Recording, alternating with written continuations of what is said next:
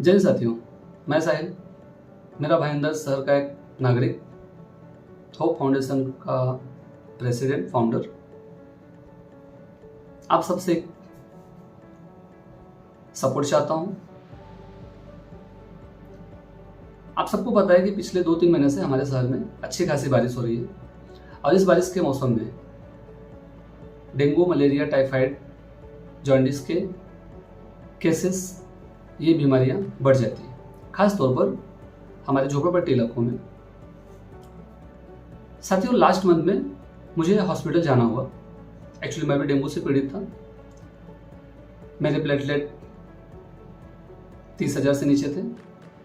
मुझे नाक से ब्लीडिंग हुई थी। मुझे हॉस्पिटल में एडमिट होना पड़ा था। वहाँ पर मैंने देखा कि हॉस्पिटल में जितने भी पेशेंट हैं वो ज़्यादातर डेंगू, मलेरिया और जॉन्डिस से पीड़ित थे। जहाँ तक हमारी समझ है, ये बीमारियाँ मच्छरों के काटने से, गंदगी से या गंदे पानी से होती हैं।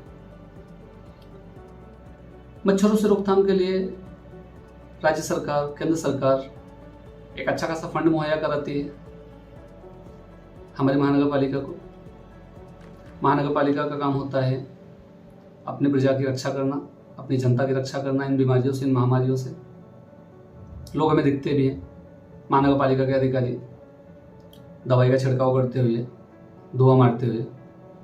लेकिन क्या ये सब काफ़ी है? आपने अगर गौर किया रहेगा तो हमारे आसपास काफ़ी सारे लोग इन बरसात के समय में बीमार पड़े, जिनको हम वायरल का नाम देते हैं कि वायरल है। लेकिन मैंने हॉस्पिटल में देखा कि ज़्यादातर जो भी पेशेंट आते थे वो सब डेंगू से या फिर जॉन्डिस और मलेरिया से पीड़ित होते थे। अब इसके पीछे गंदा पानी, गंदगी, ये सारी वजह हो सकती है, जिसकी रोकथाम करना हमारी मेरा भाईंदर महानगर पालिका का काम है।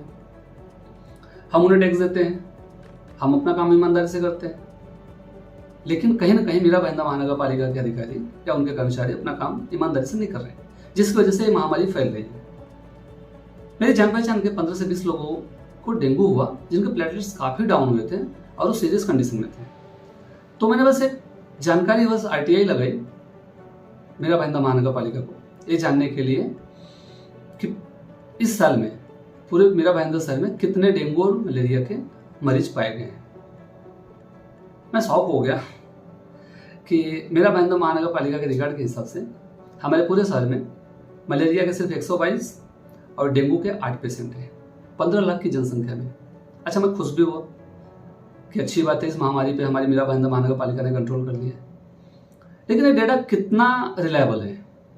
जहां मैं खुद हॉस्पिटल में देख के आऊँ कि 15 से 20 पेशेंट मेरे सामने डेंगू के हैं, उनके लैब रिपोर्ट्स मेरे आँख के सामने थे।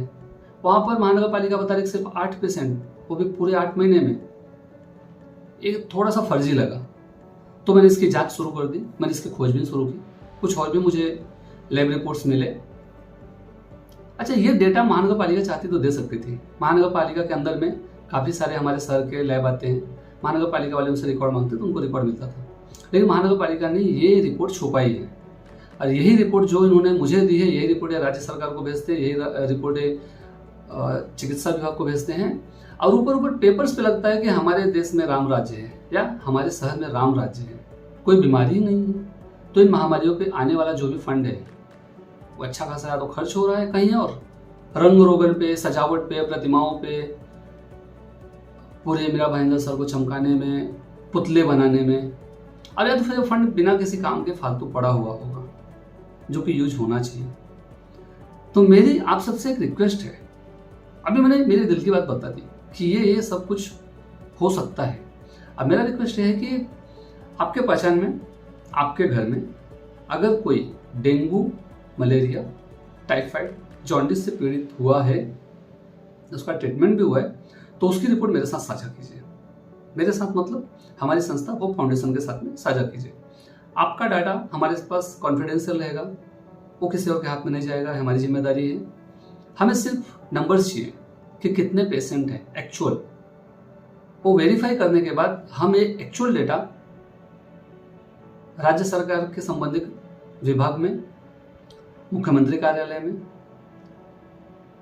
और जो भी जरूरी संस्थान है जिनको पता होना चाहिए कि ये अंधेरगर्दी हमारे शहर में चल रही है, वैसे मैंने आप लोगों की जानकारी के लिए बता दूं कि मैंने राष्ट्रीय मानवाधिकार आयोग में भी, महाराष्ट्र मानवाधिकार आयोग में भी एक शिकायत दर्ज कराई है कि मीरा भाईंदर महानगर पालिका के अधिकारी हमारे शहर में डेंगू, मलेरिया, जॉन्डिस जैसे महामारी को रोकथाम करने में असफल रहे हैं और फर्जी डेटा हमारे साथ शेयर कर रहे हैं।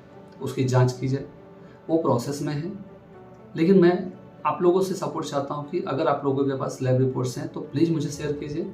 मेरा नंबर डिस्प्ले पे फ्लैश हो रहा है। मेरा नंबर है 9833109498।